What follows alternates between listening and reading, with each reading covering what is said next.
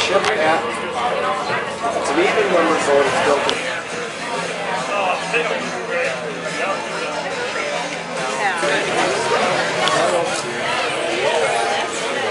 I see. It's pretty big inside, but it's really. You know, I chided him a little bit because I told him, I said, that would be a lot of wasted space. What do you mean? I said, well, look at that. I said, I could put 3 days worth of food in there. You know, because we had shit jammed everywhere. But when they built these, it's really interesting. When they built them in sections. Newport News makes all the bows and sterns. And then whatever drop has, I'll never both the large and down. And you weld them together. So I looked at it and I'm going, well, look at all that wasted space right there. So that's our wall.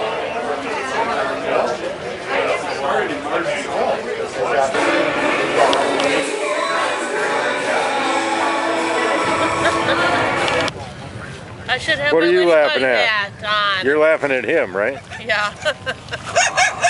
I should have my ladybug hat on before you take.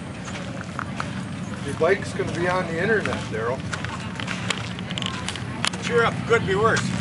Pepsi Man with A. Behind those trees is a lot of motorcycles. They've been coming in singles, doubles, groups of 20, groups of 10 all morning. From here on out, you're going to hear nothing but rolling thunder.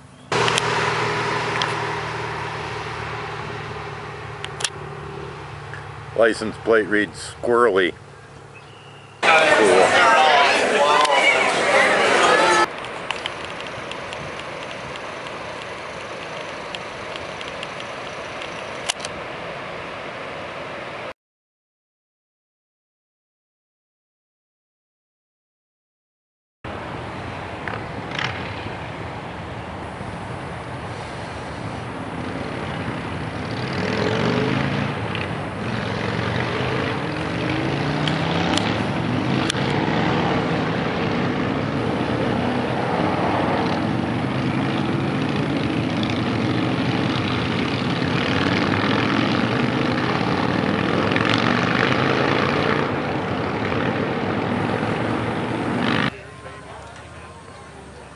Hi, my name is Michael Freer with the Deertail Lodge, and this is my wife Carrie Freer in Ladysmith, Wisconsin.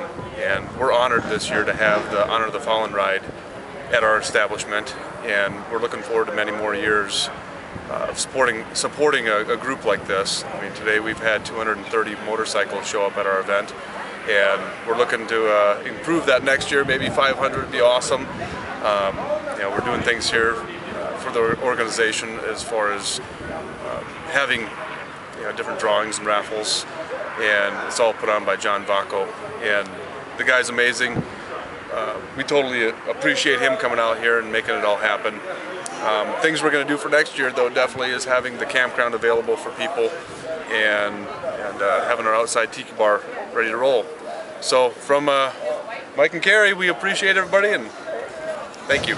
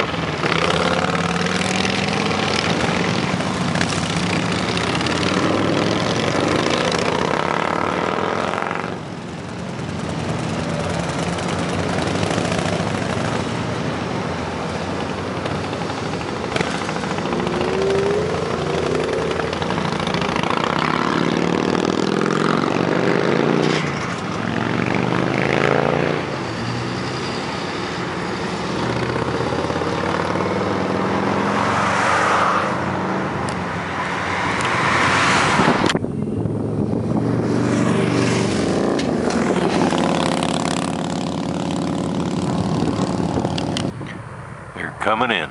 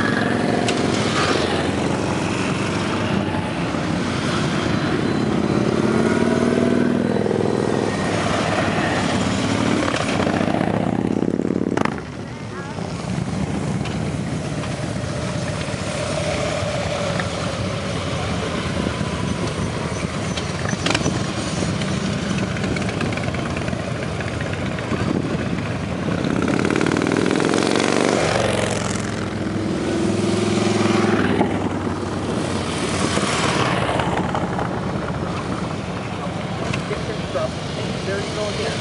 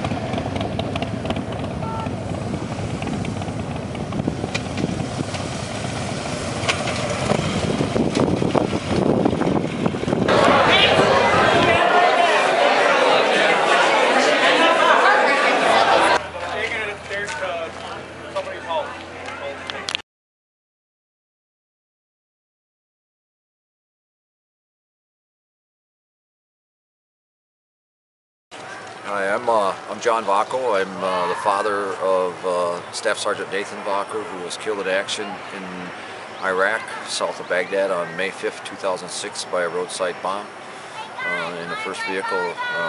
Him and 3 of his buddies, there were 4 out of the 5, were killed that day. The 5th man that was in the vehicle was wounded and lost part of his arm. After we found out about Nathan's death, my brother said to me, you know, something's good got to come out of this, and we didn't know what that was at the time, so he approached me a few months later and he said to me, John, why don't we do a motorcycle ride?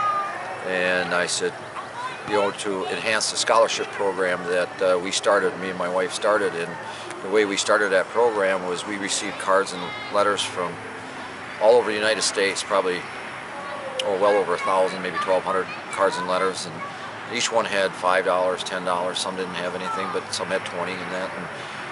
And we added it all up and it came to $13,000. So we put it into the scholarship fund. And my son was a medic, an Army medic and an Army LPN and an Army firefighter and Army Reserve, I should say. And so we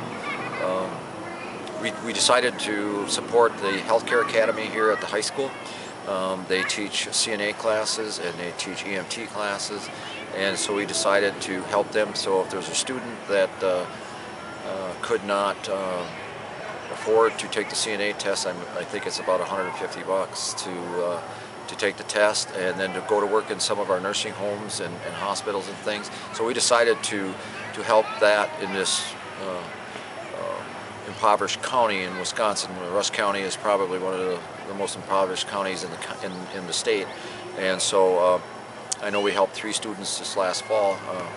We donate money from our motorcycle ride that my brother started. That was the good that came from this in his memory, and we do that each and every year. They also have the Lady Smith School District Educational Fund that we donate to, and we've donated $5,000 each year for the last 3 years. This is our 3rd year, and we donated again.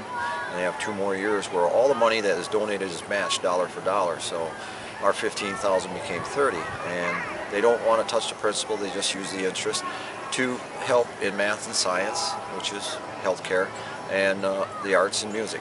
So it's all good that way, and it's helping our future generations as they come up into our society, and it's given back to them and give them hopefully the start that they need, and to help them in some way a little bit. And like my family says, it's about all we can do, in memory of our fallen son. But we do the ride in memory of all our fallen heroes, all our fallen servicemen and women from all our wars, all our conflicts, even the peacetime, that are on duty, that are killed or in training accidents and things like that while on duty. So we honor them by our ride, and we use our son kind of as the catalyst, the poster boy, if you will, even as for this ride. And we just it's all good when people come. I usually tell them, I know why you're here. You could have spent your day elsewhere, but you came here to because you understand the sacrifice. We have a lot of veterans that come and their families, but it's all good that way. And so, you're helping a lot of people. Yeah, we're trying to, we give $1,000 scholarships to high school students graduating from the Lady Smith School District, and we have given to other school districts in the county to students that are pursuing a nursing degree. My son had an LPN degree, and he was going, if he'd have made it back from Iraq, he would have went to nursing school. That was his goal, and finishes to get his RN, and it obviously didn't happen. So we can help fulfill his dream by helping some other students fulfill their dream. So we're giving 3 $1,000 scholarships this year to students going to nursing program. I would say the first year we had 1. This is our 8th annual, by the way, our 8th annual ride, and we had 1 the first year, 2 the second, 3 the third. Then we went to 4 on the 4th, and then we've been 3 and 4 ever since then. So if you add them all up, you've got $20-some thousand that we've given to students helping for nursing. And I know we've probably given probably close to $10,000 to the Healthcare Academy and $15,000 to the school district. So it's a memory of them. It's a way to honor them and to let people know that they're not forgotten. And I think that's probably the biggest fear as a parent that lost a loved one in the service, is that biggest fear is that it didn't mean anything and they would be forgotten. And we're not going to let that happen. And that's why we do what we do.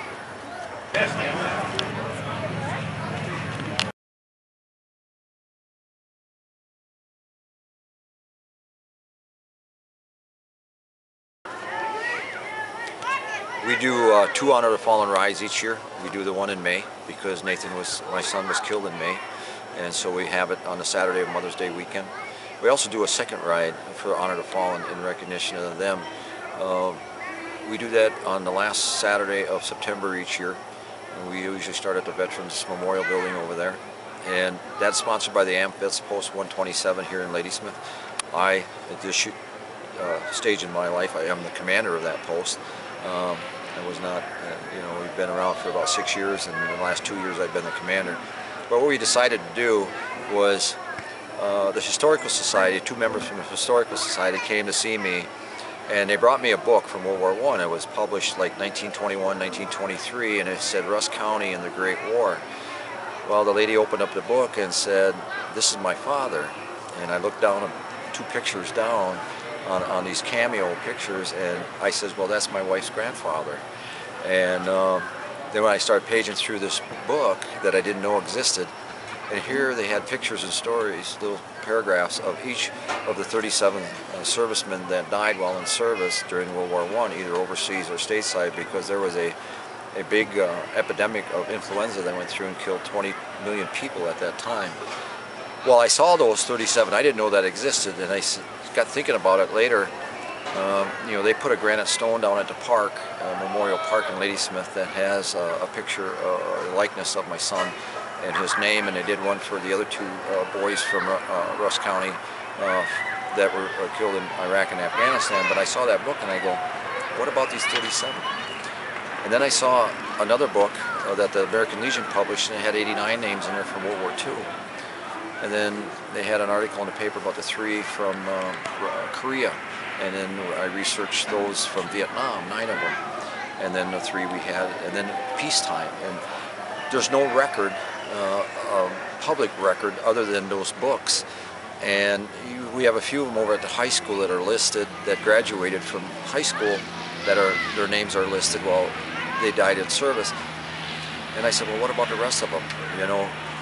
Some of these guys from World War I in 1918, 1919, and World War II only went to 3rd grade or 8th grade. So they didn't graduate, but they still served, and they still gave their lives. And they're not recognized or remembered anywhere except in them 2 books. And we decided that they don't belong in books. They need to be on a memorial. So our second ride each year, and we have donated from the first ride to that memorial fund, is to build that memorial, listing all 149 names that we have so far, and put them on a granite memorial down there at Memorial Park in Ladysmith. And right now we've raised the money to erect that part of the memorial, and we have our ride on the 27th of September of this year of 2014, and we're going to add some park benches, and on the November 11th of this year is our scheduled dedication for that memorial. It's going to happen, and they will be remembered, and hopefully it'll be a focal point of the park where people can come and reflect, a place for reflection, and maybe think about how much their freedom means to them by what they see there in front of them.